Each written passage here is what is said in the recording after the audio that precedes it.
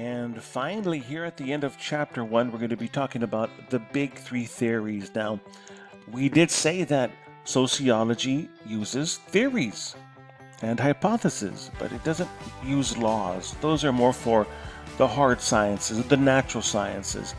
Now, whether directly or indirectly, any sociological study is using functionalism or conflict theory or symbolic interaction, and there is always a theory being used in sociology, and I'm going to tell you how to tell the difference between the three theories. There are different types of sociology. There's micro-sociology, and then there's which is one-on-one interaction. It focuses on titles and actions and statuses and roles. And then there's macro-sociology, which is large-scale patterns, societies, subcultures, social systems.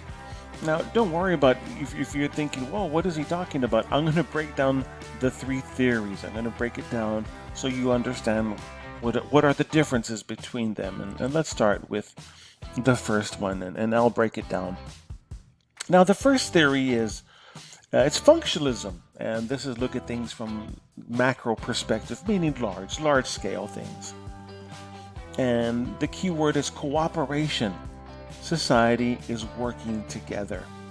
Now, if you notice, there's a wheel down here. Now, the wheel represents, you could say, like maybe one spoke represents the government, another spoke represents religion, another spoke represents education. This whole wheel represents society, and the different spokes represent different entities. So we could say, oh, well, let's say that this one represents education. Well, what does functionalism say? Oh, well, education, it teaches us to be good citizens, right? It teaches us how to read. It teaches us about, social structure and how to be better citizens for the future. Education provides all of these different things. Okay? Cooperation, working together. What about law enforcement? Well, you could say, well, the law, it gives us protection. It gives us order, provides peace. Okay. So you could say, well, this represents education, and this represents law, and this represents government, and this represents religion, and so on and so forth. So the symbol for functionalism you could write down as the wheel, because it's focusing on things working together. Okay? Now, we could study these things not just from cooperation, but actually from a different point of view. Functionalism is working together. Now let's look at the opposite of cooperation. What would be the opposite of cooperating together? That would be conflict theory. It's about competition, not cooperation. No, this is all about competition. And it says the powerful keep people down. It's also macro. It's looking at the big perspective. And you see a picture here of a pyramid, because this is that the power is at the very top, and they want to keep things unfair, and that way that it's difficult to get to the top. Remember, it's all about competition.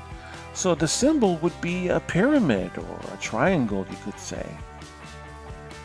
So instead of looking at education about cooperation, we could say, well, education is unfair because, well, poor schools, they have less resources, and that's not fair. Some schools have football teams and mariachis and all kinds of choir and jazz, and some schools barely have enough equipment for the teacher in the classroom. So if we're looking at education from the same perspective, we'd say, well, it's all about competition and it's about being unfair. What about law enforcement? Well, we could say, well, law enforcement, that's unfair because really it protects the rich.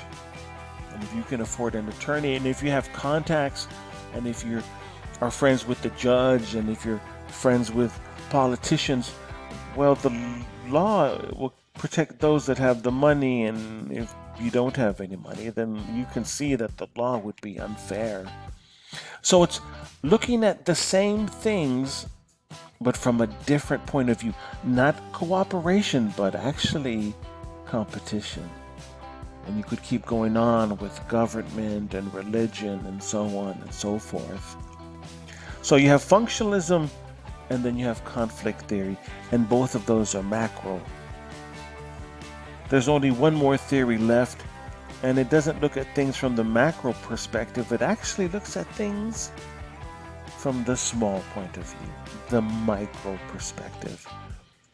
And that is symbolic interaction. It's all about one-on-one behavior, one-on-one interaction. It's about behavior influenced by people and their symbols.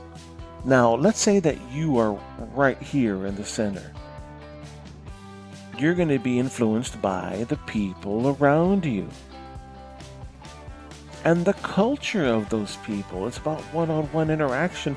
So the symbol for symbolic interaction is a bullseye. So if you're here in the center and if you're surrounded by good people that believe in education, you're going to be influenced by that and you're going to be supportive of the culture of education.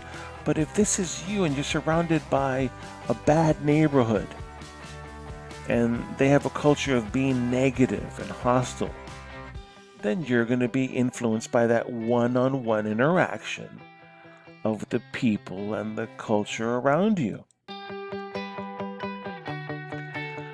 A symbolic interactionist would say, well, education, well, it teaches us social skills, right? How to make friends, how to keep friends, how to flirt, how to navigate with our people skills, with teachers and principals and bullies and friends.